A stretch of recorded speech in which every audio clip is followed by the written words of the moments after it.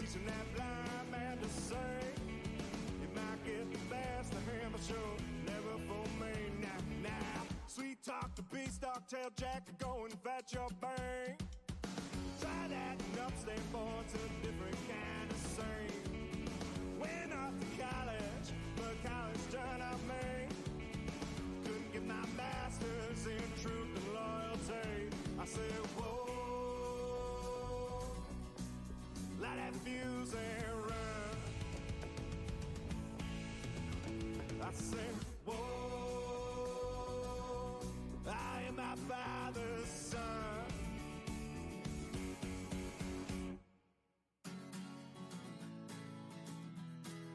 Light that fuse and run. Whoa, light that fuse and run. Went off to college, but college done up me. Couldn't get my master's in truth and loyalty. Bang out the buzzword, teaching that blind man to sing. You might get the best of him, but you'll never fool me. Now, sweet talk the beast, dog tail jack to go and fetch your bang. Try that and upstate board's a different kind of scene. Went off to college, but college done up me.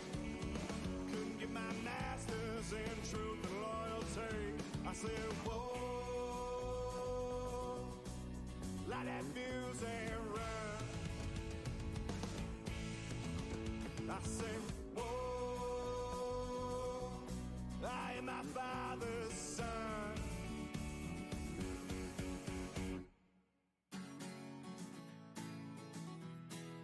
Light that fuse and run. Whoa,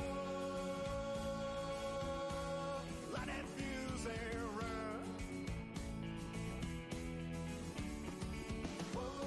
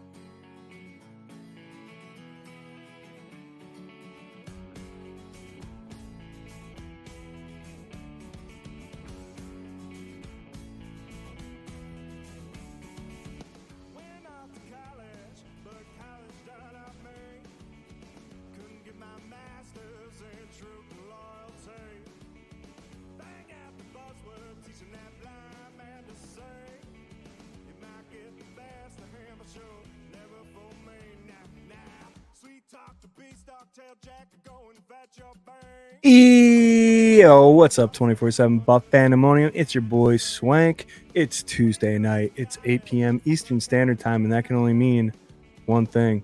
It's time for the K-Gun Report, brought to you by Buff Fanbase and 26 Shirts. Go to 26shirts.com, buy everything. Listen, guys, it's training camp. We're in the thick of training camp. We have not had a show since it started. We're really excited. We're going to take all your questions, all your comments, and we have a very special last-minute giveaway. Make sure you pay attention. Oh, my God, here's the intro.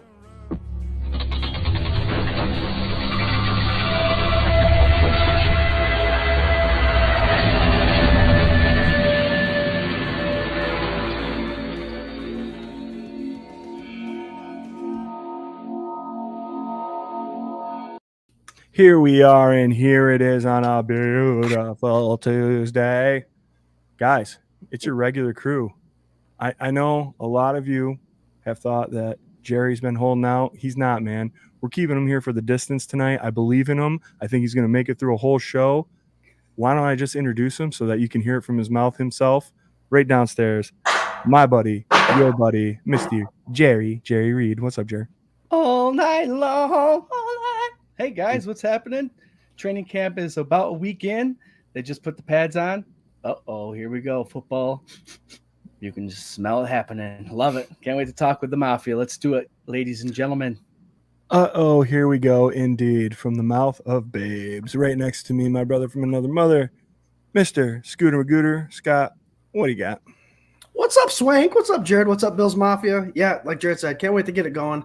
We're halfway through training camp almost because I think the first game is in 15 days, preseason game. Once it starts, guys, it happens fast. We can't wait to talk about it, talk about these position battles, injuries, do all that stuff. You know, it's a busy time of year. We love it. Let's go. Hell yeah, we love it. It's like, oh God, first day of summer vacation, I think. You know, like that feeling, but it's like actually the first day of school. That's what it is, right? Yeah, we're excited to talk about it. As I mentioned, we are part of the Buff Fan Base Network and super, super excited to be and proud to be as well. Make sure you go over there and follow everything they got going on, as well as all the great programs that you can find out there. Also, as I said, we are sponsored by 26 Shirts. Go to 26shirts.com, see what Del Reed and the gang got cooking up over there. It's so trendy. It's so styling. It's so profiling. I can't wait for it. Go give them all your money. Hell yeah. We're rolling into this Tuesday at 2:08 right now. And guys, I'm going to tell you, man, you're going to want to tell your friends. Don't tell your enemies. Don't tell your ex-wives. Tell your friends, your fam, all your buddies, because hot damn, we got a big old giveaway that just kind of snuck in on us last minute. So, you know, Scooter, you want to tell them what's going on? You want to tell them what they got to do to get what we got to give? First, a special thanks to Frank and Dakota Eichler. They're two brothers that have made it out to the Rager all 4 years, all 3 years we've had it. They're showing up this year to the fourth one, August 31st. Mark it on the calendars. But they have 4 tickets to the return of the red and blue game, which is this Friday at 5:30. So what we're doing, guys, during this live stream, not only do we want you to comment what you're saying, go Bills, but we also want you to share. We're spreading the love, spreading it to the family. So share this, whatever platform you're on, share it. We'll get that down and we'll enter you for your chance to win, and we'll spin it tonight. Swank? Yeah, that was a question. So usually you go up at the end of like you're spinning it tonight. You're like spinning it tonight. So to keep it fair, we'll probably end that at 8:45 so we can tally all the things up and so we can get those. Hey, we'll figure that out at the end. We'll figure it out. So listen, starting right now, just hit Go Bills and share this stream on whatever platform you're on, and you'll be entered to win it. Please do not do this unless you can go and use them. It's like very cool that our boys Frank and Dakota offered these up. So the only reason we're having you comment and share it is so that we know that you're committed to taking these tickets and putting them to good use. Mm-hmm. So yeah, Jerry boy over here, he's starting it. He's just dialed in. He just found out that there's this amazing feature on the StreamYard that we use now where he doesn't have to write as much. So that's pretty cool. Well, the only thing is, guys, I'm trying to share to the Buff Pandemonium group, and it's not letting me. And K-Gun Report and Sunday Sessions group. But yeah, for some reason, is this a meeting? Are we doing a meeting right now? It's something quirky just popped up. So okay. That's okay. All right, we're gonna say hi to our friends. You want to do that? Oh, hell yeah. Let's do it. Okay. We got Patrick Hughes saying, "What's up, Mafia? Anybody else ready or K-Gun Camp Fire?" Hell yeah. Keeping that R thing going, man. This has been since the draft, dude. April to almost August. I love you guys. We got our boy Adam. Let's go Bills. Happy Tuesday, Mafia. That much closer to the season opener. I'll tell you about a stupid thing that I did coming up here in a couple minutes. Patrick Hughes. We camping this week, so who brought the marshmallows? That's pretty good, dude. Our boy Harold Fuller, training camp has been so great. Hell yeah, man. Listen, get all your questions and comments all lined up and ready. We're going, this is that kind of show, man. We're talking training camp. We haven't got a chance to. It's the first real football we've gotten to talk about in a lot of months, so we're real fired up about her. Doug says it's time, friends. Tuesday testimonial. Let's go. Hell yeah. Time to get your therapy in. Uncle James says, "What's up, Mafia? And who dat safety we signed? We got ourselves a big old veteran from the Houston Texans. Scooter, what do you think? First round draft pick in 2010. He's traveled around the league a little bit, guys, but he's done well wherever he's gone. His last team he played for 2 teams, Denver and Houston. He still can make some tackles. He's got a couple turnovers, a bunch of pass deflections. So it's a nice veteran back there, and great for depth. We'll probably talk about it later, but Bishop went out with a shoulder injury, and I know Mike Edwards also, he just came back, but he's also dealing with an injury as well. So Yeah, he banged up. Yep, that's what this time is about. To get those players that I'm surprised this player is still left available. I mean, he's mid-30s, but you play smart back there. Our defense allows you to just use your brain instead of sometimes needing that 4.3 speed. So we're in good hands. I can't wait to hear what Lisa John's take is on this pick, because I have a feeling that she had somebody else in mind that they should have probably picked up for depth, but we'll get to that. We got our boy Birdo. Hey, Bills fam. What's up, Birdo, man? I love that you're in the comments so much this year, dude. Oh, it's great. Longtime legend of the show, Mr. Brent Thompson.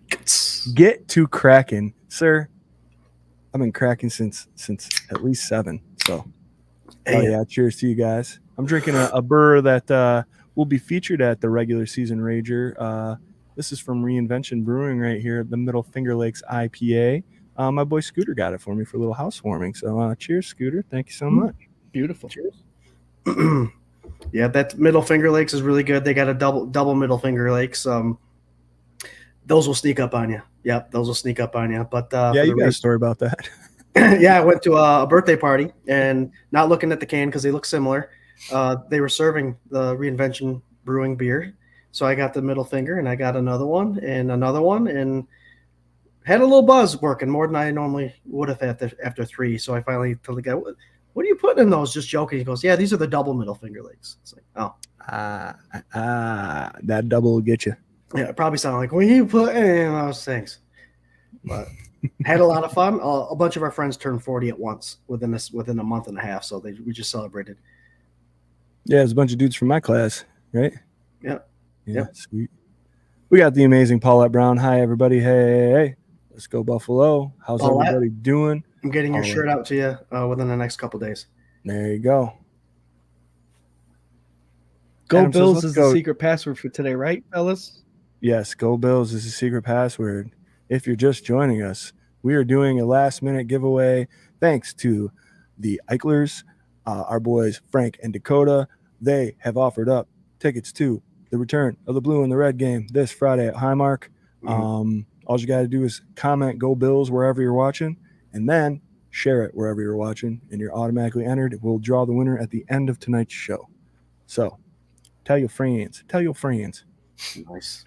Cookie says, what's up, dudes? Missed the last couple weeks. Cookie, you're forgiven, brother. We missed you too. What the hell were you doing at Highmark Stadium hitting golf balls? You never explained. Please explain now in the comments. We got John Johns. Hello, my Mafia family. What's up, John Johns? What's up, John? Hey. Let's see. Adam B, for what it's worth, sounds like Coleman's cooking in camp so far. Hell yes.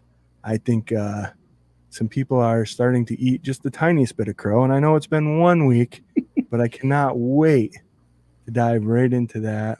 We can start it right now if you guys want. Are you there? Are you willing? Are you able? Are you with us? Jerry, are you with us? I am finally caught up, everybody. I'm shared everywhere, and I caught up with the Go Bills. Okay. Good. So should we start the meeting now? Or are you going to take minutes? Jared's like the sideline reporter right now. We're with Jared on the sidelines. Hey, guys, it's really windy out here, but I'm finally able to write these names down. Hey, Jared, can you tell us what it's like down there at Bill's training camp? You got to take on Coleman. We can't run the bit forever. You got to take on Coleman. Yeah, do it up. I feel like he fits right in. He comes in, he makes himself known right away before practice even starts with the yellow jacket, and then his cookies, and then just his banter back and forth with the Buffalo Bills media. It's great too, because it's like he's been here for years already. And if I just want to plug for Dean Kindig, if you guys are interested in reading some great Bills camp notes, go to the Buff fan base on Twitter or X or whatever and click on his stories, because it's like you're sitting there watching it. If you turn off all the noise and just read what he's writing, it's like you're getting play by play, and it's just spot on. You see all the highlights. It's a wonderful thing when you see the highlights, but there have been drop balls and stuff like that. Keon and Josh Allen are on point with each other. They're still learning. They're still dropping balls and stuff, but they're learning. And he's making one-handed catches, toe tap swags on the sidelines in the end zone. The big thing that we're all seeing right now is they were critiquing his separation ability. Now we know what separation means. His length is what separates him from everybody else. So he'll be right there covered like flies on crap, and then he'll reach his arms out and grab the ball. And it's a beautiful thing, and I love watching him. 100% agree. I mean, obviously, all the little videos that you see are in the favor of our guys, right? But that catch that he made, like it's been 1 week. How many highlight catches has Keon Coleman? It's like 2 a day, like in practice, right? And now we're in pads. And what'd he do? You know, Kyer Elam had him covered, completely covered. Did you guys see this one? Completely covered in the end zone. Punches the ball out. Keon grabs it up. It's a TD. Like, you could not have covered that dude any better. That is such a great sign. That, to me, it's like this dude is not like playing too big for his britches, man. This is like something where he has found a spot, a niche. He's working hard. And if it keeps going like this, man, you might have your number one coming into the season like right out the gate. What do you think, Scooter? What I think the most important thing is that we're seeing is that Josh Allen isn't just giving him layups. Again, pads are off 7-on-7. You're not playing against the full pressure. Quarterback's not allowed to get hit, all that good stuff. But it can be pretty easy in training camp to just do your go through the motions with passing, just in route running. But when you're one-on-one or even playing against his own defense, it's easy for quarterbacks to stay away from the difficult coverage just to try to do everything else. But Allen is putting Coleman in situations where he has to adjust and go up, get the ball, fall down to the side, grab the ball. They're practicing like they should be playing. And that's something that we were always preached to growing up playing football is you play like you practice like you play. That way in game time situations, when that situation is brought to the table, you know how to perform. And I'm seeing that. I love the fact that Josh Allen, I'm not just seeing it on videos, but I'm hearing from people that go to camp, he's throwing dimes to Keon Coleman right now. And it's exciting to see Keon coming down with these balls. And we might be pleasantly surprised with who back and forth we might think who the wide receiver number one will be by the end of the season. But right now they're developing, they're creating rapport, finding out what works for one another. And it's special right now. It's special. Yeah. I mean, Keon to me is not the only guy getting love, and we'll touch on this all night. It's 8:15, baby. Got 45 plus OT going on tonight. We got Dr. Bruce in the comments. Dr. Bruce McKellar, who is a content creator for 247buffpandemonium.com. Go check out the injury report, which he references in this comment below. That reads as such: Go Bills. Injury bug has started. Training camp injury report will be coming out later this week once I have more information. Yeah, there's a couple banged up Bills we kind of referenced earlier, Bishop being one of them. Edwards coming back. Alec Anderson went out with heat illness today. I did see a report that he was supposed to be released this afternoon. So all should be well. They might give him a rest day tomorrow or something. Are they even off tomorrow? They might be off tomorrow. Yeah. It's just classroom stuff, and then they come back Thursday, if I'm not mistaken. Yep. Hey, tell me I'm wrong out there. If you know, tell me. But yeah, other than that, Claypool, another one that's kind of, he got banged up, hasn't been around. Yeah, he's a big toe, I think. His big toe is bothering him. So nip that in the bud quick. Nip that in the toenail, you know what I'm saying? Mm-hmm. We got Casey Nicole. What's up, Mafia? A bunch of emojis. Nicely done. What's up, Casey? We got Charla. Hey, guys. Made it on time tonight. Hell yeah. Welcome. We're glad you're here. I'm at 8:03 right now. The amazing Ellen Lartz. Hello, everyone. Go Bills. What's up, Ellen? What's up, Ellen? I love that you guys are like, everybody in the comments just going back and forth saying hi to everybody, seeing what's up. It's a beautiful thing. Ellen Lartz, I'm putting you wrong. There you go. Casey Nicole says, Bruce McKellar, it's not a good thing. I agree. Anybody getting hurt at any time, that is on the Buffalo Bills, it is not a good thing. But at least to get banged up this early and not have it be early September, I guess I'll take it now, and we'll see how it's going. Well, even early enough to where it's not going to interfere with their preseason games, because that's when the true the resume is built there. So if it can happen now and they can recover before those first games start, then have it happen now. Absolutely. We got a bunch of people participating in our giveaway. Hell yeah, Patrick Hughes. Hell yeah, Ryan.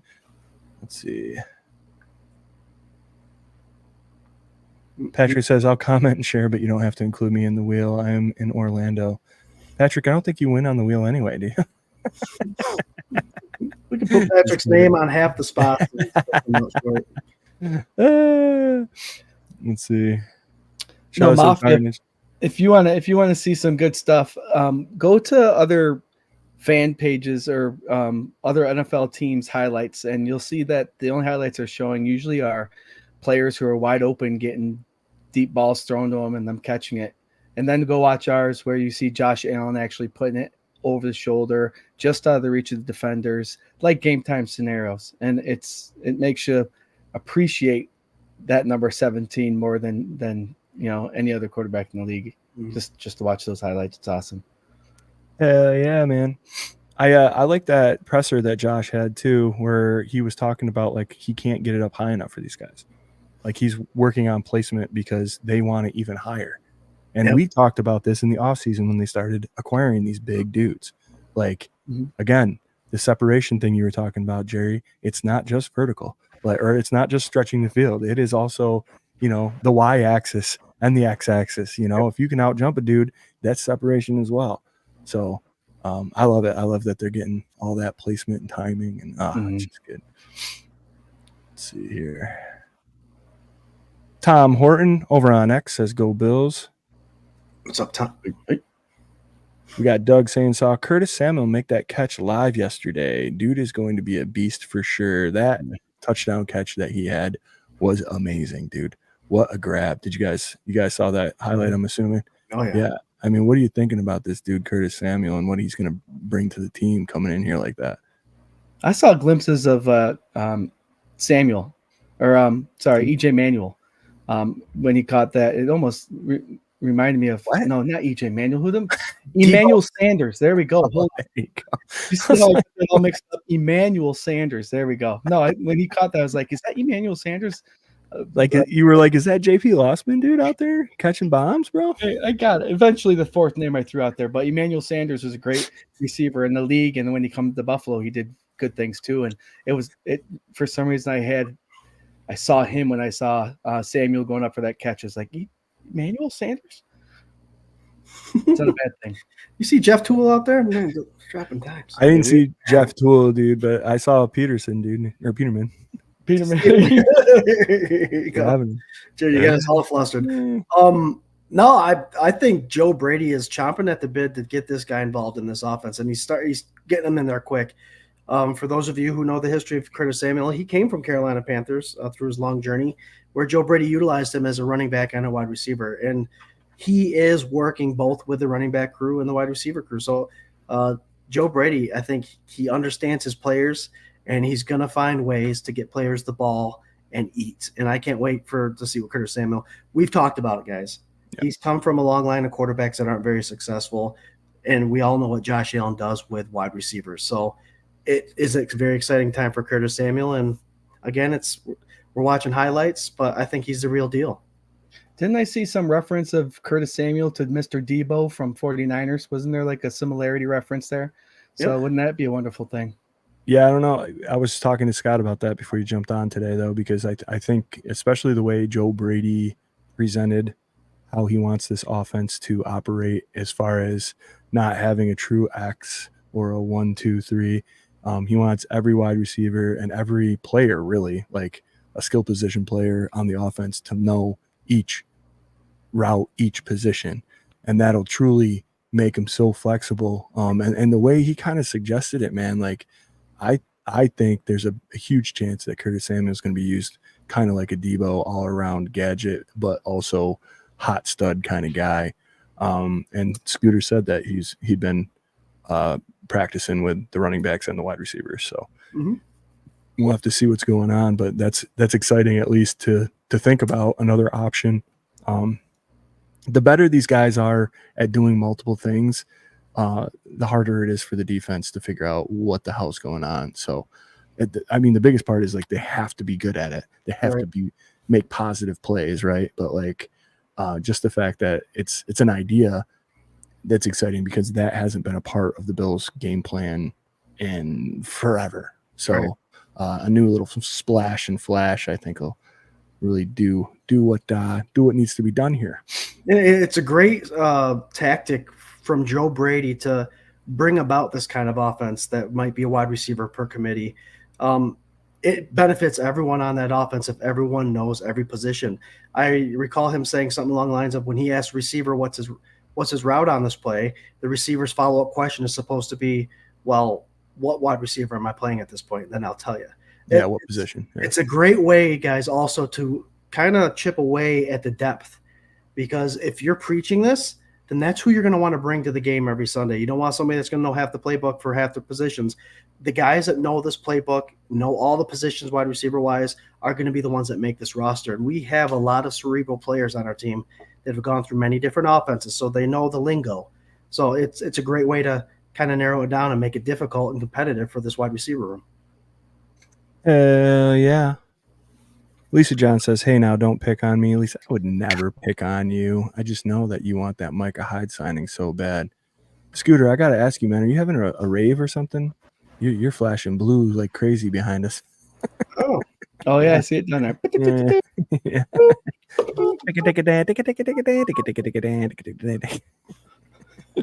Well, Tommy, is my light good enough without light?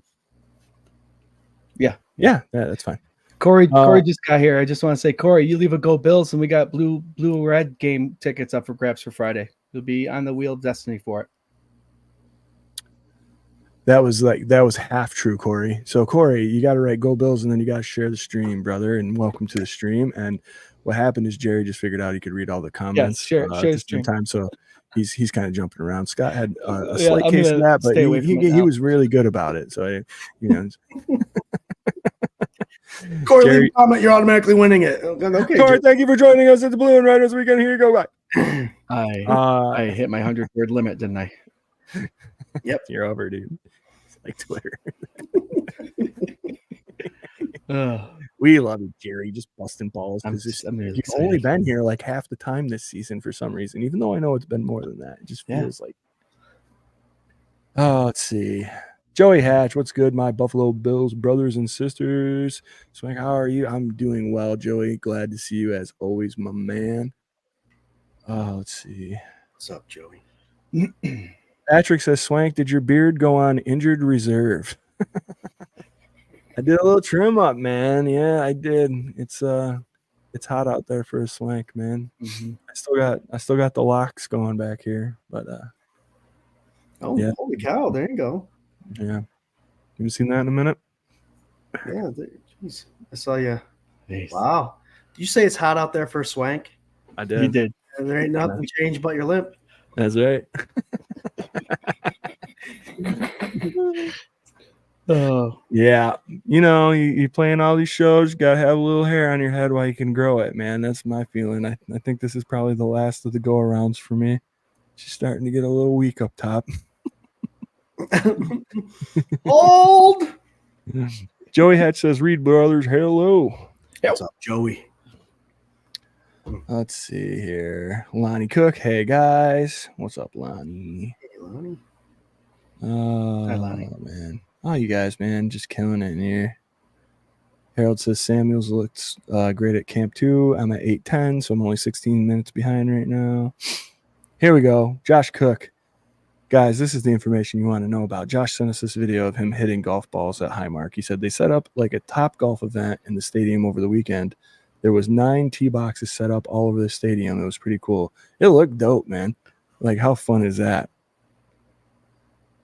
Let's see. Yeah, there was prizes out there. That had to have been some sort of experience, man. Watch.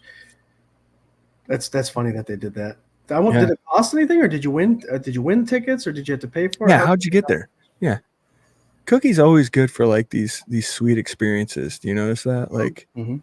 you know, he was at 13 seconds. He's been at a lot of really great games. Like, yeah, I want to know it. I want to know everything. Josh, you're going to be we haven't had Josh on the show in a while. We should have Josh on. Casey says Sale was on Pat McAfee today. Yes, he was. He was talking all about the wide receiver room and training camp and how the state of the Bills are going. He did a great job, as he always does. Did you guys see the bit or no?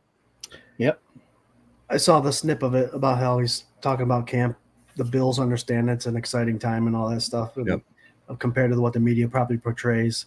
Yep. So Just like last year. Sale's always good about. Yeah, man, he kills it. It's like one of my favorite. Absolutely. Patrick says chocolate chip crow cookies for all the Coleman haters. I like that. Here we go. Hot take from our resident doctor, Dr. Bruce. Milano is looking good. I took some video at camp this weekend. He is moving well, but still shows a little less strength pushing off his right leg. Actually, a little stronger than I expected. Okay. Guys, Dr. Bruce, man. He came in with the fire at the end of the season or mid-season or whenever all that happened with Milano. That was a constant question you guys had for him all through the season. And really, it's like that kind of injury that we knew so little about, and what Dr. Bruce was surmising, it could be like a really serious injury that would have kicked him out and might have ended like a Lester player's career. I remember saying at one point. So this is great news. I've seen some of these videos, and I know people are trying to point out, like, as practice went on in like the early days, like he was maybe not going 100% on it. He's kind of favoring it. I think it was more fatigue to my eye than anything else. But yeah, that's the big name everybody wants to hear. And how relieved were you guys in your chest when Matt Milano was a full participant the very first day of training camp today? I tell you what, when I saw him breaking on balls and all that stuff, he's got that sleeve on, that compression sleeve, which, I mean, that's just there for security. It really doesn't help a lot, but it's there to remind him that he's got a knee injury and all that stuff. But to see him walk out with Bernard, I got the goose pimples, man. Milano's biceps, Bernard with a visor on. I was like, man, this is a linebacker crew that potentially can be one of the best in the NFL. And I'll tell you what, guys, going back to the Milano, 90% Milano, I think, is still a top linebacker in the league. So I think from the reports I've seen on his injury, a lot of it could be meniscus / cartilage in his knee because of the injury he had, which is going to be painful more than anything else. So if he can get through the pain, he's a tough son of a bitch, then yeah, I think we'll be okay. But man, seeing those two out there, I'm pumped for Milano. They, like, automatically, like, biasedly, but truthfully, I would say the top linebacking core in the NFL if Matt Milano is 100% healthy. And as you're saying, even at 90%, I might dabble in that. Absolutely top 5, without a question to me. So, you got anything on that, Jerry? No, I agree 100% of everything. Watching him take off, coming out of a back pedal and going forward. My question would be, is the right foot looks like it's dropped a little bit. I don't know if you saw that, but can you elaborate maybe if you saw that too? That's what I was looking at. So, but like you said, 90% Milano's good. Those two, Bernard showed us last year that he could definitely play. We didn't see it until the first game of the season when they brought him in, and we're like, oh, he's starting linebacker, and he wrecked it. He did great. So seeing those two back there, it's gonna be magic. Hell yeah. Our boy Joey says Von Miller looks like he's back to his old self, but he was also running against the second and thirds. My brother Joey, I agree with the first half of your statement. Second half of your statement, Spencer Brown is who he was going up against today, and he was winning. Spencer Brown was also winning, but Von Miller had a very good day. We talk about on the show a lot how the trenches are a little uneven, even though football games are won on the offensive and defensive line. Offensive linemen are way more scrutinized than defensive linemen, to my taste. If you get 1 sack in a game, you're a god.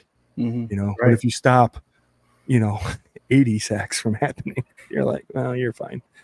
So it's weighted a little bit, but yeah, Von definitely at least would have had 1 B sack like against Spencer Brown today. I read, and like the most important part about that post was that Spencer Brown was winning throughout this. So it wasn't that, Spencer Brown was bad or he was playing against lesser players. He was playing against top caliber right tackle in the game and winning.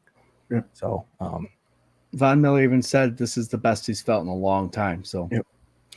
I wanted to ask you guys about that, man, because like how much do we trust what Von says about, like, not calling him a liar, very optimistic dude.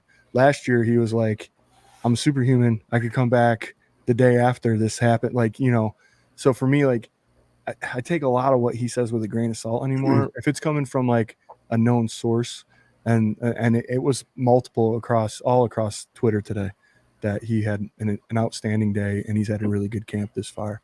And with the pads on, that's huge. Absolutely huge.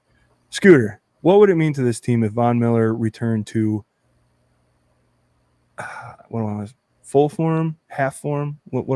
Let's say if he returned to full form, full Von Miller, first 4 weeks. I'd say first 4 weeks of I think that's a heavy task, I do believe, because not only is he 2 years older, but he is still coming off those knee injuries. That's going to put a burden on him. We saw him getting off the ball last year. He got off the ball great last year. It's the turning and bending into the quarterback where we saw him just fading away and chasing from behind.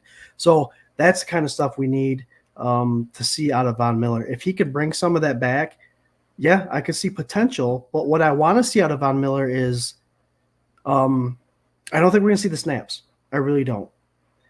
I want to see making the most out of the opportunity. I want to see high pressure rates with low amount of reps because Von Miller, guys, some people say this is his last year. Next year might be his last year. He's on his way out realistically. If he can put together the whole taking advantage of your reps and put in 6, 7, 8 sacks that are meaningful, I think that's a successful season for Von Miller because Russo's kicking ass in camp right now. Epenesa's kicking ass in camp right now. The rookie, I can't remember his name, Javon Solomon. He got in a fight with Spencer Brown today. Yep. He's turning heads, even though he's undersized. But he's got those long ass arms. He's making a name for himself. So McDermott's going to want to see these guys perform, and he's going to use Von Miller. I could see like in a 3rd and 15 scenario where you can just let him burn out and let him get to the quarterback. But Von Miller, I would love to see the first 4 weeks out of him. I just don't think it's going to happen. Scott, you said 6, 7, 8 sacks. Pick one.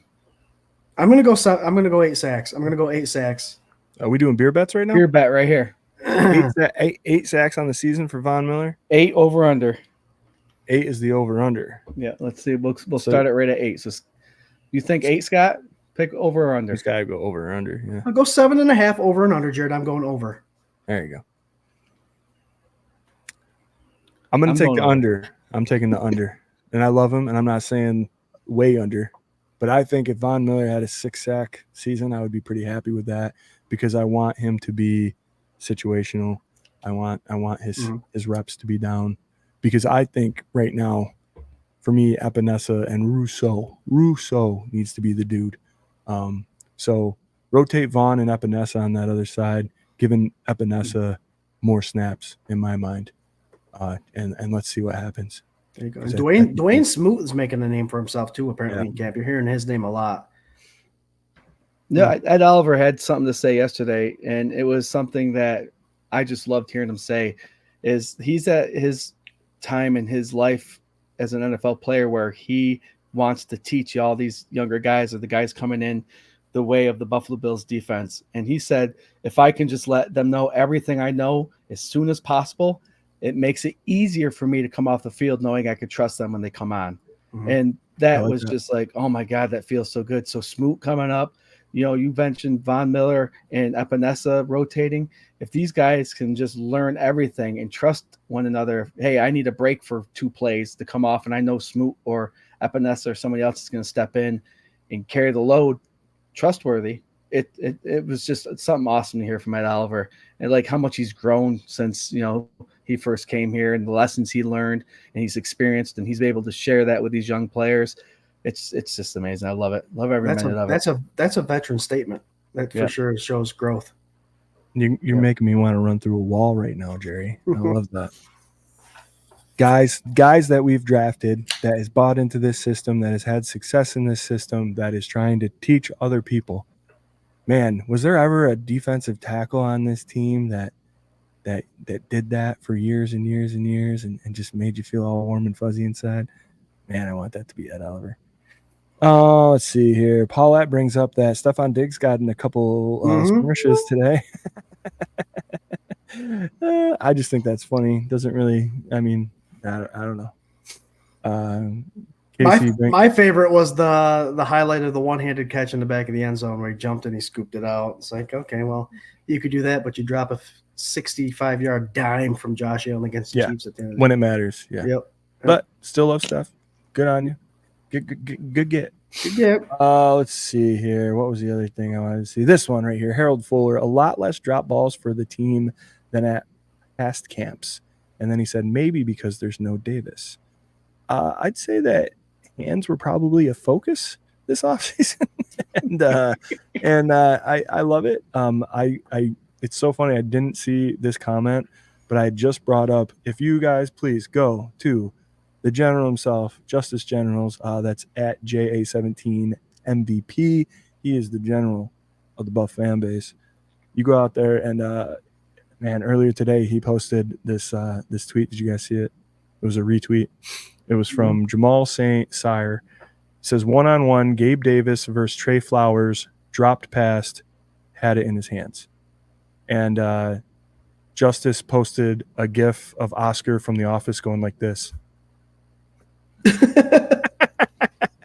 And then it just was like, it's good. There's only a couple comments, but I had to throw mine in there. You know, I had the get out of town guy going on, and it's funny. It's a funny thread, man. Gabe's gonna Gabe, man, and I love him too, but he gone and he's gonna do his thing somewhere else. I love it. Joey's talking about an offensive lineman that left in an ambulance today. We talked about that, brother. That was Alec Anderson. He had heat illness, and he should be back now, I believe. So don't quote me on that, but that was their anticipation that he was going to be back by this afternoon. Right. So Dr. Bruce giving a little insight on the Cole Bishop hit. Cole Bishop took a hard helmet hit to the back shoulder, going to be sore, but probably won't be a big problem. Good news, because people are saying big old Cole Bishop was having himself a pretty good camp too, and starting to claw his way up to the top of that depth chart, especially with the safety injuries that are kind of plaguing that department right now. I'll tell you what, McDermott has got the Bills Mafia fans and content creators up in a whirlwind with who he's starting every other day. As far as the safety tandem goes, I think the first day it was Rapp and it was DeMar Hamlin. So you got people like, what's him? And then the next day Bishop came in with Rapp. Then it was Mike Edwards, and it just, he's testing things out. And I guess the question I have for both of you guys is, we know how McDermott does not generally start rookies. Do you think Cole Bishop has what it takes to be side by side with Rapp comes the week one?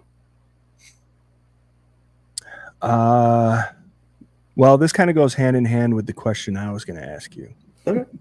So I'll answer your question, but I want it to be known that I don't know if Rapp is going to be a starting safety when week one comes around. So yes, I can see it. I do think McDermott as a coach has grown and expanded his mindset. I know, really, if you're looking at it, man, James Cook was the guy that everybody was like, what the hell are you doing? Like, put him in there. Like, you bench him because he fumbles, blah, blah, blah, blah, blah. He came back from that, and, you know, rarely, except for that one freak game last year where he put it on the ground like 2 or 3 times but recovered it himself. Remember that one? Rarely has he had an issue with that, and is a stud. Is proven to be a really great player. But that was 2 seasons ago. This last season, we had a rookie starting. We had Osiris Torrance out there the whole season, right? And he was a stud. And I don't really think that was out of necessity. I think they had veteran depth on the bench that they could have put in, and they could have waited. But he proved himself worthy in camp and did a hell of a job throughout the season. So I think that maybe it's player by player, situation by situation, but Cole Bishop to me seems like a well-rounded overall talent. I mean, you can also say the same thing about Dalton Kincaid, right? He was maybe he didn't get a crazy amount of snaps, but he had a really good amount of production for his rookie season compared to other rookies under McDermott's reign, right? Right. Jerry, what do you think? Yeah, it's one of those things where I think ultimately talent could void that little space where he might not start him. You know what I mean? If Cole Bishop is just too talented not to start, then you got to play him. I know it's ahead of time. Joshy Cook's thinking Damar Hamlin will probably start. Bishop, from what he's heard, is not very vocal and needs to when he's back there. So maybe the vocalization will come as practices happen. He gets to learn the product a little bit more. But as far as Cole Bishop being a rookie and starting, safety is a big spot. It's the quarterback of that defense back there. So we'll see what the preseason brings. And if he can show he can do it, then mistakes will be made. He's a rookie, even when he starts. So you just got to hope that if they're playing a cover 2 and he's responsible for that back half, that cornerback's on his man. And if there is a mistake by the safety, that cornerback's making up for it. So, but we'll see. We'll see what happens. You got to take on your own question there, Scooter? Yeah, I think you kind of took my answer with the whole Torrance explanation. I think this youth movement is a real movement happening here in Buffalo, and I think we saw a little glimpse of it last year with the Osiris Torrance start. Yeah, McDermott, you're going to have to starting some of these young guys that you draft in the first and second round and give them their bumps and bruises and let them learn the system and be effective. It doesn't take long. It's a long season, so these guys become veterans by week 8 for real. If they can pick stuff up, they become who they're going to be potentially pretty quick. So I can see it happening. I really can. And as far as the Taylor Rapp, Mike Edwards, now Kareem Jackson, I think the fight will be between those three. I think Bishop will be the free safety. So that was my question: is what 2 do you actually think are going to be starting this season? And it could be a 2-part. Like, what 2 do you think will start, and what 2 do you think will finish? And in my mind, I think Edwards is getting forgotten about on this roster. That dude, he's a Super Bowl champ. He was on a good defense, as much as I hate to say it, for the last couple seasons. And I think his veteran leadership might be the replacement of that vocal quality that we're hearing, like, what was it Cookie said? Like, Cole Bishop doesn't have. And I think that could be a good trade-off.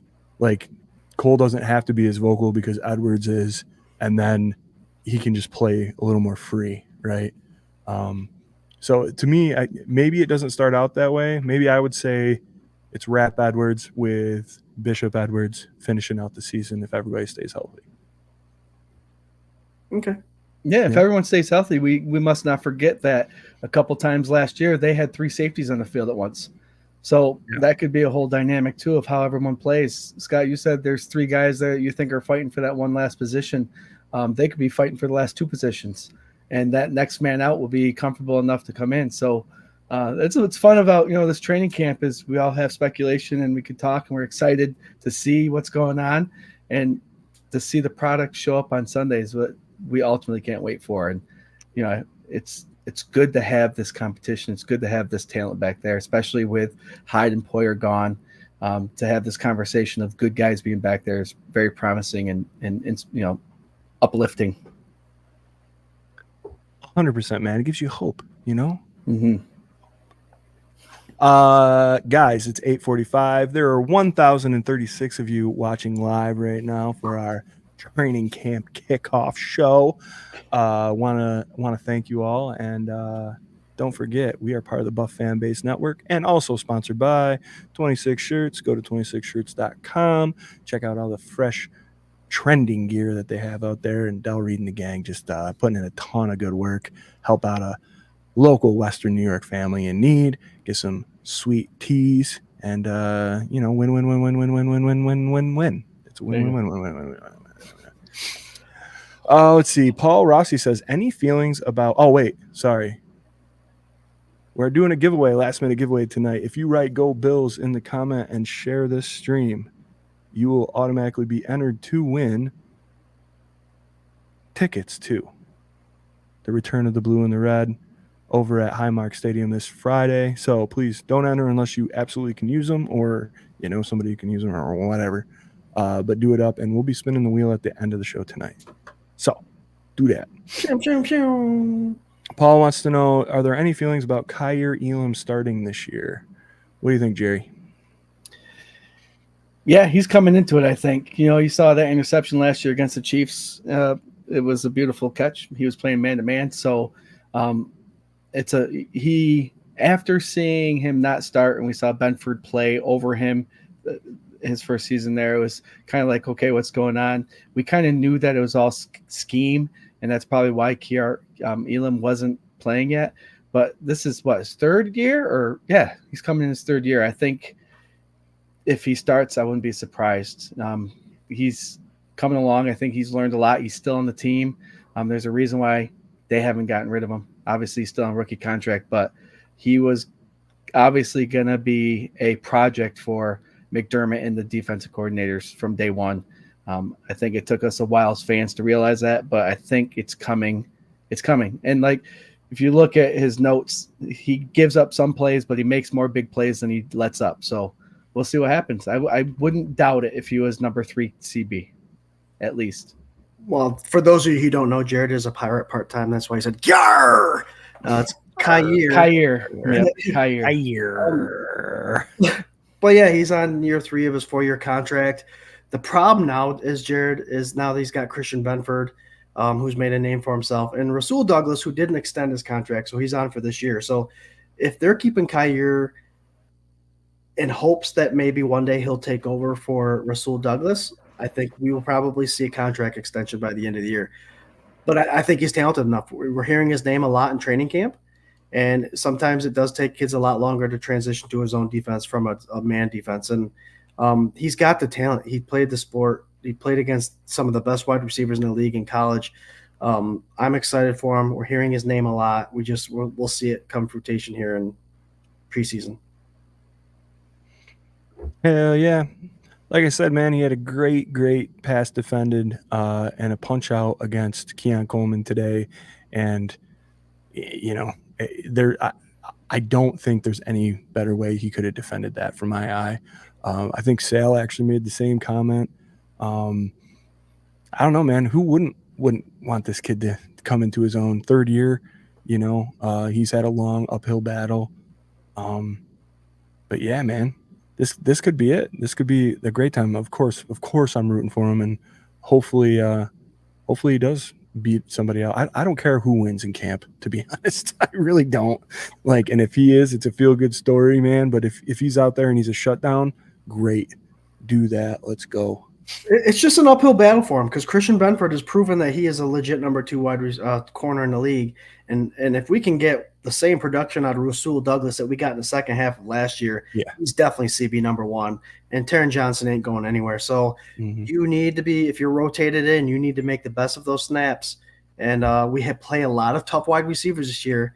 You know, it's what happens when you finish first in the AFC East Division. You play the top teams year round. So it'll be a test. And when he comes in, he needs to prove it. He needs to prove that he's worth it. Absolutely. You guys are killing it. I'm at 8:18. Let's see here. Lisa, real quick. Swank, did you hear about the festival yet? No.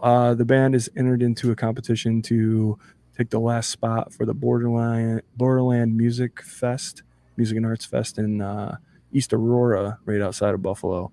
The Black Crows are headlining it. There's a bunch of really big bands on it, and we got thrown into the mix. So there's a post on the Endless Mountain Derelicts Facebook and Instagram if you're interested in sharing that and voting for us. Go nut and do that. But as soon as I know, Lisa, I will absolutely tell you. Let's see here.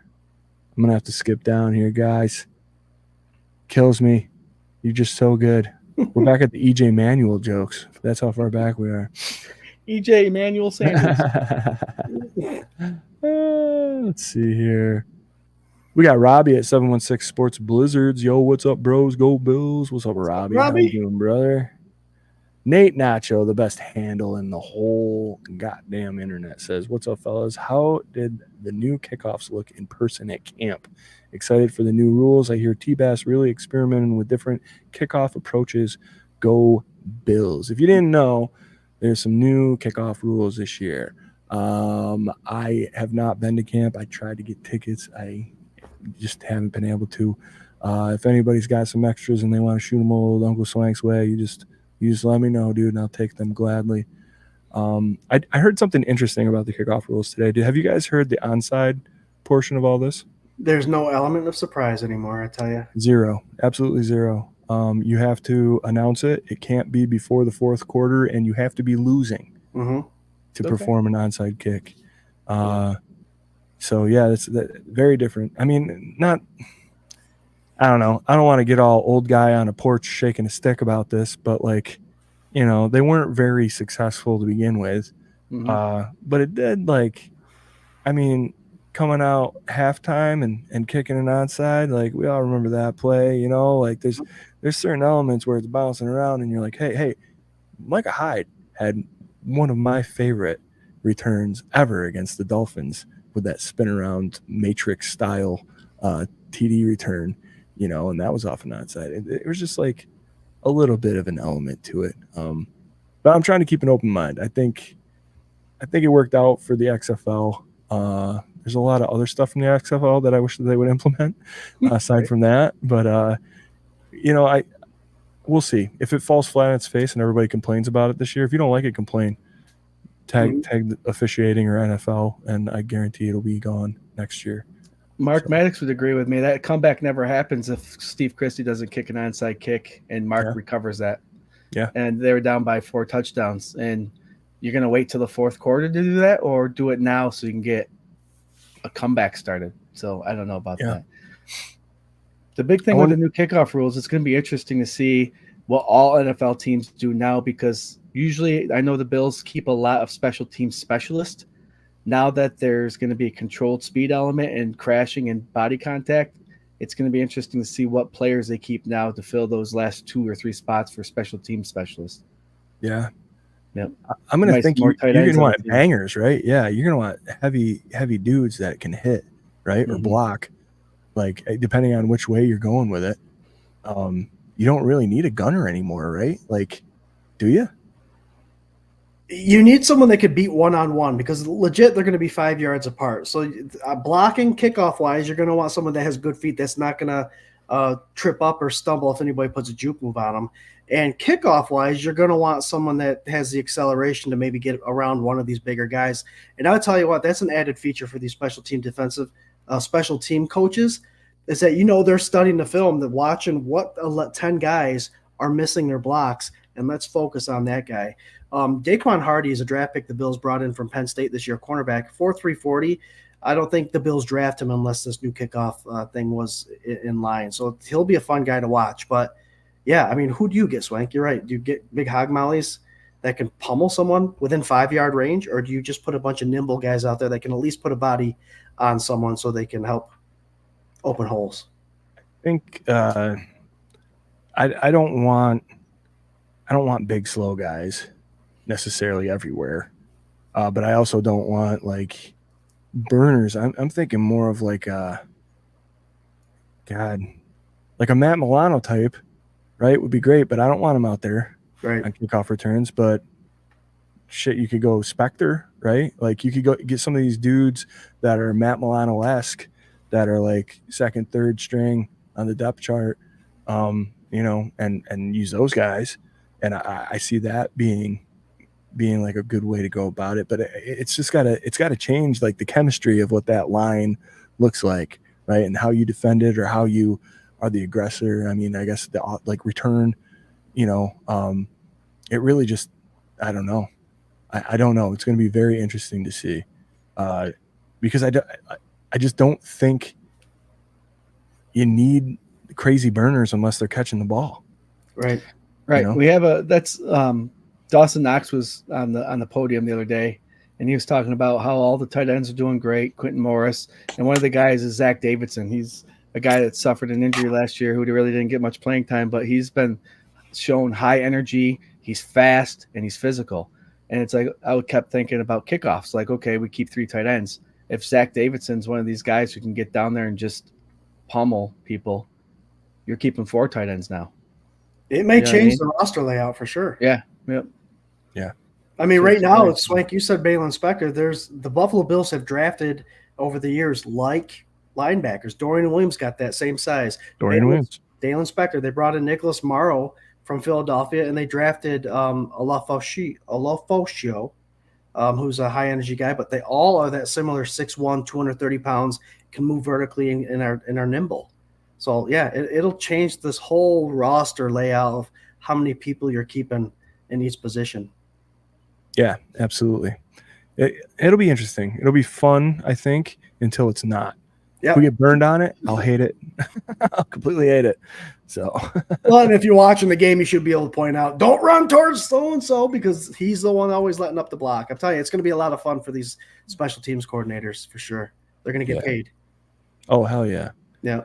It'll be about who can adapt, right? And that's what the NFL is all about anyway, is who adapts the best, who can keep up with the times, man. Depending on what burner you have there in the kickoff return, can you imagine a whole left side just vacating their blocks and rolling to the right for like a kickoff right return? That's why I had that right in my mind the whole time, like a huge wall setting up. Mm-hmm. All right, guys. It's 8:58, and I think what we're going to do, we're going to close the competition here, the little giveaway. So if you missed out, I'm sorry. We'll have some more stuff coming up. And don't forget, we got tons of shit we're giving away at the regular season Rager. You should absolutely get down to that. August 31st over at Reinvention Brewing and Manchester, New York, and 3 to 9, and it'll be a great time.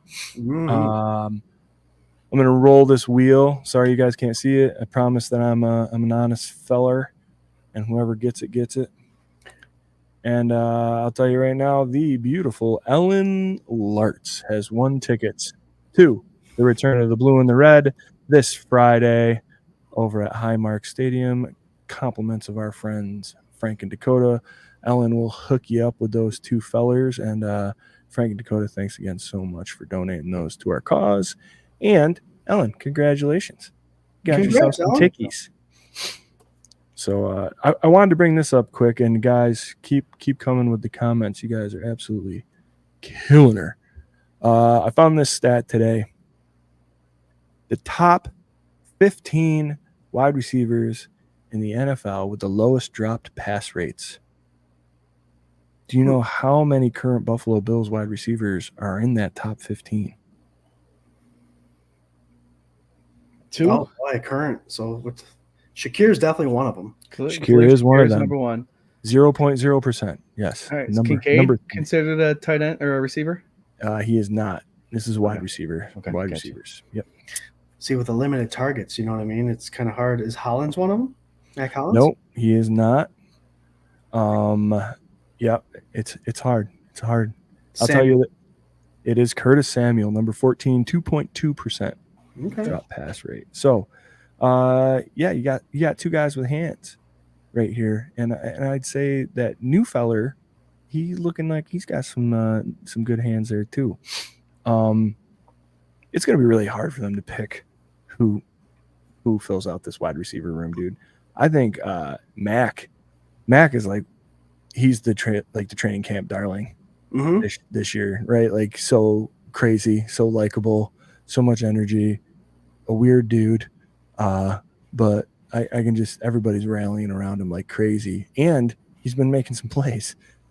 So it's I don't know. Shavers, same thing, man. People talking a lot about Shavers. It's just like, how do you decide? Just keep 9. You're right. You're talking in 6 weeks ago, 2 months ago, who's going to be the guy ending up at 6 and 7 fighting for that special teams position? And Mac Hollins was one of those guys. Of course, people, Valdez Scantling and Claypool are going to bump up a little bit. But with what he's been doing in camp and all this stuff, Hollins, he might be number 4. He may be number 4. So we'll see it. We'll see it come preseason because they're going to utilize him. But that's an exciting story for sure. Guys, finish Goes back roasting to your jump in really marshmallows. quick. Huh? They also said something about like the new kickoff return is they're looking more towards punt return specialists, not so much kick return specialists. So that might play a factor in receivers coming into like Probably Isabella. you probably have like a better chance of returning a punt, I would say, than a new kickoff, right? Also, that totally could have waited for after what I was going to say because you changed the subject, and I wasn't changing the subject. I was just saying it's overtime, ladies and gentlemen. It's 9:02. We're unprofessional, as is Jarrod for interrupting me when I was just trying to tell you it was overtime. But, you know, he hasn't been here a lot. He's only been on like 3 shows this season. It's all good. No worries. He gets 150 word limit, so he's trying to catch up on all the time he's We missed. gave him 50 extra this season, man. Yeah. Wow, dude, you must put that in your contract. Yeah. Patrick did say you were holding out one of the days you were missing. So I know I saw that. And just to throw this 2 cents in there, guys, no matter where Mac Hollins has gone, he's always made a starting roster. Always. yeah. Well, it's hard to think like who do you leave out? Who do you leave out? You know, there's a massive wide receiver room right now. Mm-hmm. But the guys you're talking about, I mean, Samuel makes it absolutely. Right.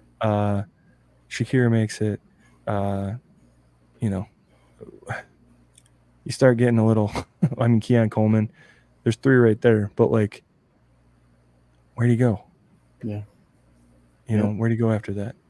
Claypool, he hasn't even gotten a chance, and that might just screw him. Yep. Completely screw him. Like, you know, he could have been this really great feel-good comeback story, and he tweaks his ankle, and he gets a week behind, and then what? You know, or his toe, or whatever the hell it is. Now people are talking about Tyrell Shavers because of that. You know what I mean? Yeah. You exactly. get injured, people are going to take over those reps and shine, and that's what's happening right now. Mm-hmm. All right, everybody congratulating Ellen. Hell yeah, Ellen. Buffalo Spartan. This is Sparta! Says the Wheel of Death got him again. Couple crossbones and skulls. Hell yeah. What's up, brother? How are you? Sure did. Ellen's happy. She says, holy cow.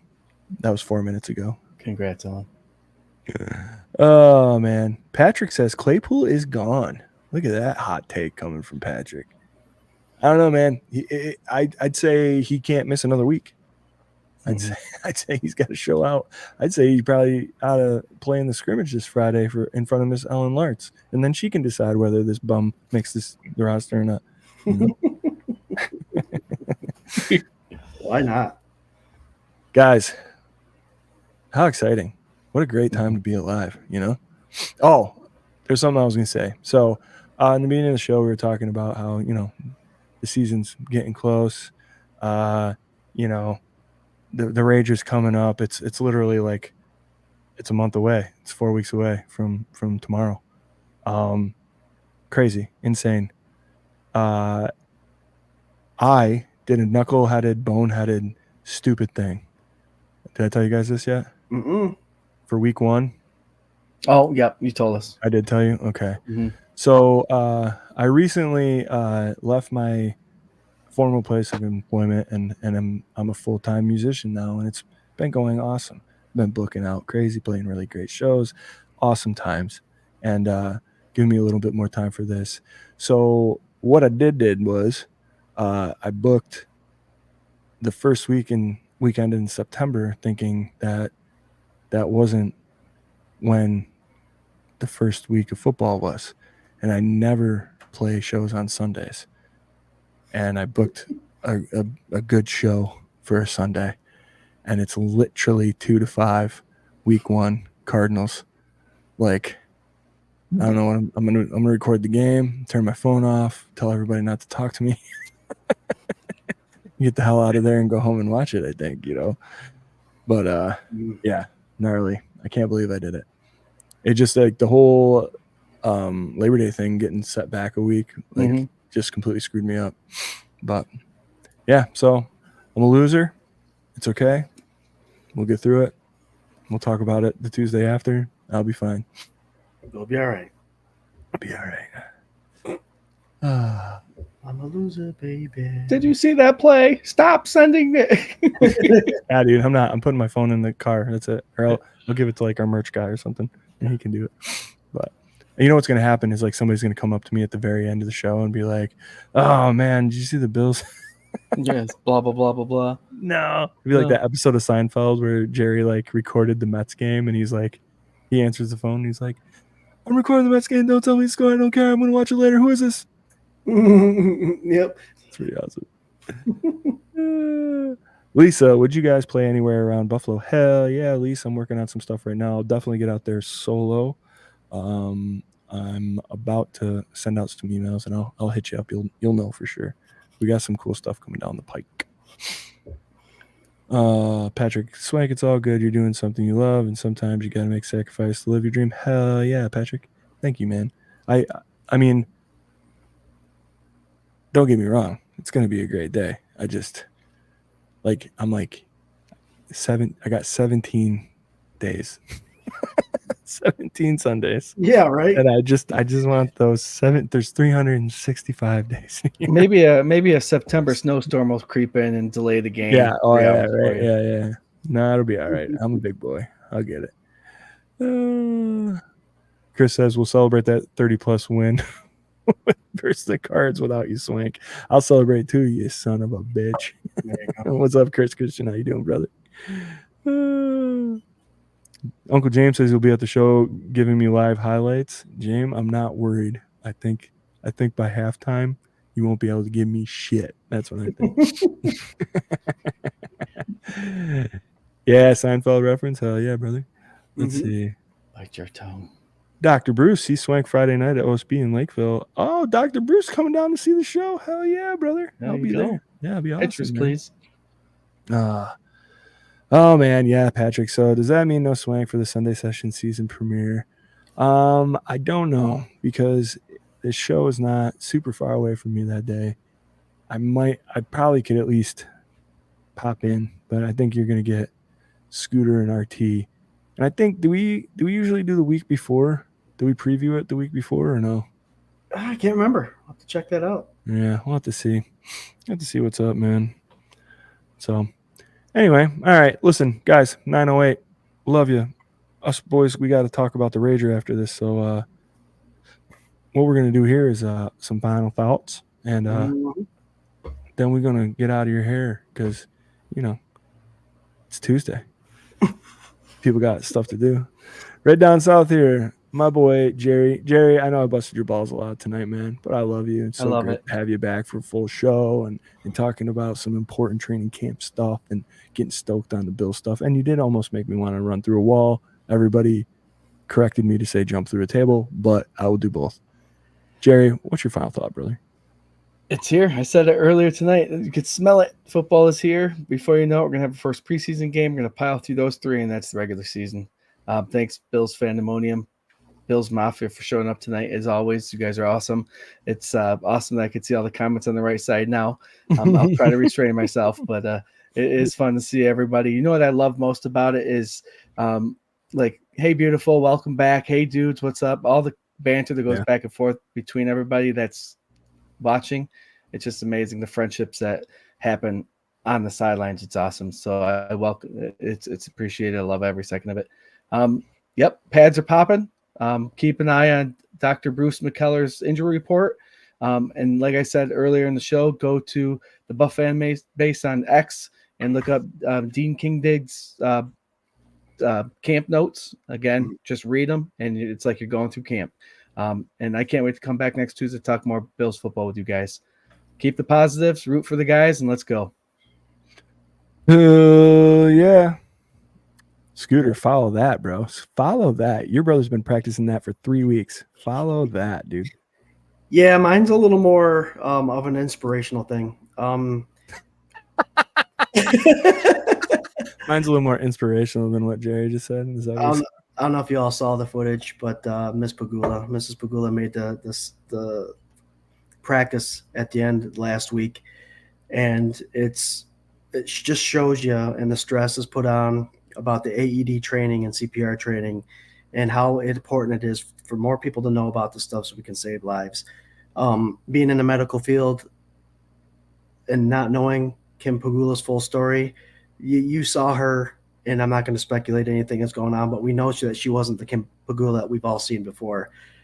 fast AED and fast CPR saves lives, and it changes a life significantly. So I want to push everyone to at least consider looking up classes and all that stuff to bring it a reality into your lifestyle to save a life for longevity. And so glad to see her out there. There's a big motivational part of her going out there. If there was no fire under these Bills players' asses and the staff, that was definitely an inspirational thing, seeing her walk out there.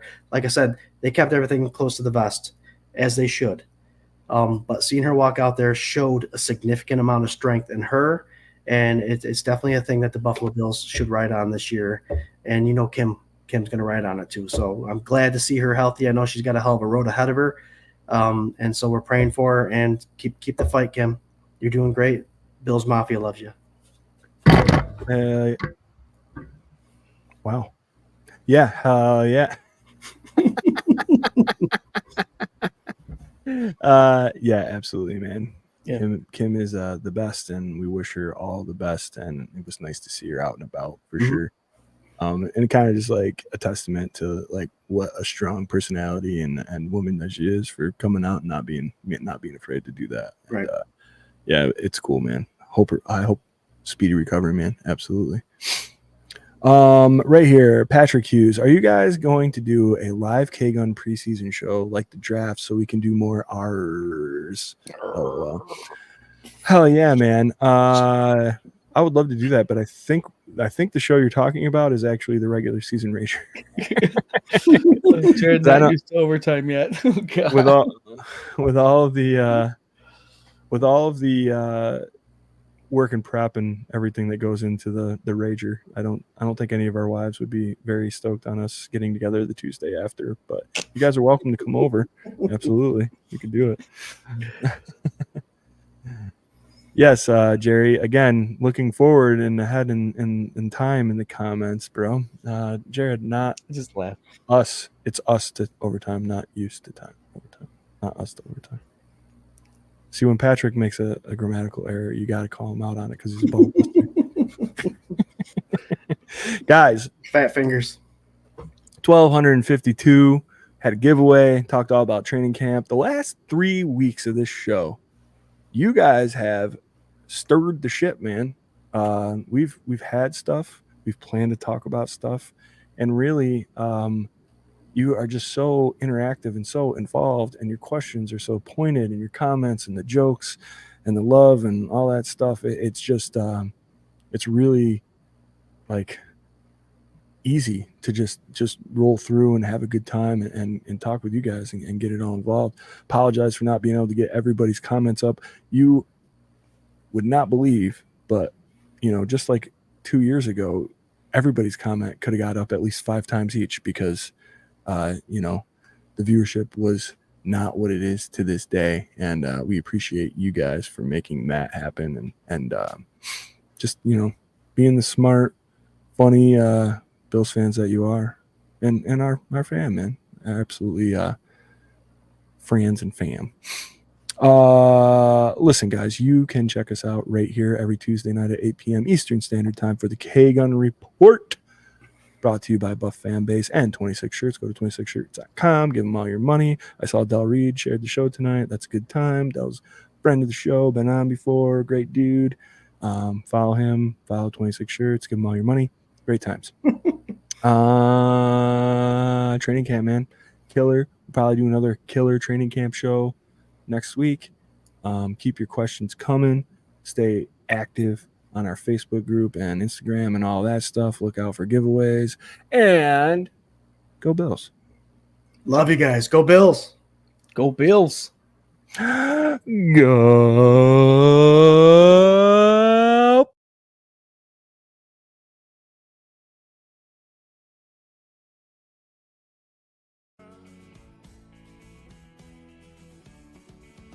Went off to college, but college done up me. Couldn't get my master's in truth and loyalty. Bang out the buzzword, teaching that blind man to sing. You might get the best of him, but you'll never fool me. Now, sweet talk to beanstalk, tell Jack to go and fetch your bank. Try that and upstate boy to